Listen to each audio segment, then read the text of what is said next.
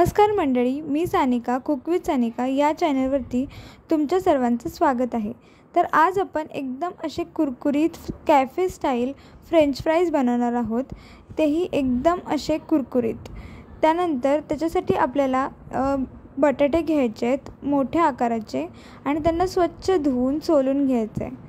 सोलल्यानंतर व्हिडिओमध्ये दाखवल्याप्रमाणे त्याचा पुढचा आणि मागचा पार्ट कट करायचा आहे आणि त्याला एकदम स्ट्रेट लाईनमध्ये कट करून घ्यायचं आहे आणि त्याला थंड पाण्यामध्ये 3-4दा धुवून एका साईडला कढई ठेवून द्यायचे आणि कढईतलं पाणी पूर्ण गरम करून घ्यायचं आहे आणि त्याच्यानंतर ते बटाटे आपल्याला त्याच्यामध्ये ॲड करायचे आहेत। त्यानंतर चवीनुसार मीठ ॲड करून आपल्याला ते मध्ये मिक्स करत राहायचं आहे। मिक्स करत असताना गॅसचा फ्लेम हा हायच असला पाहिजे, जेणेकरून बटाटे पटकन शिजले जातील। पण हे बटाटे आपल्याला जास्त शिजवायचे नाही आहेत, जवळजवळ 60 to 70% आपल्याला शिजवायचे आहेत।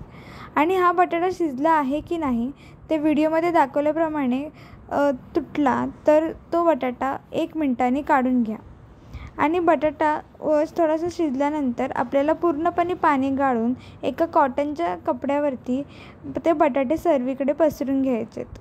त्यानंतर टिश्यू किंवा कपड्याच्या सहाय्याने आपल्याला तो बटाटा एकदम हलगर्जीत हाताने वरून पाणी त्याचं साफ करून घ्यायचं आहे।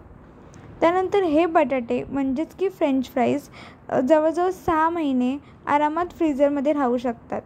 जेव्हा तुम्हाला मन करेल तेव्हा तुम्ही फ्रीजमधून अर्धा तास आधी काढून त्याला फ्राय करून खाऊ शकता। मग हे फ्रेंच फ्राईज आपण डब्यामध्ये स्टोअर करून ठेवू शकतो।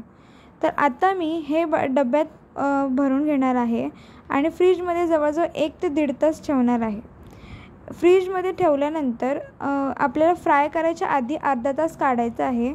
मग मी फ्रीजमध्ये ठेवल्यानंतर अर्धा तास आधी काढून घेतलं आणि जेव्हा ते नॉर्मल टेम्परेचरवरती आले तेव्हा तेलाला गरम करायला ठेवलं।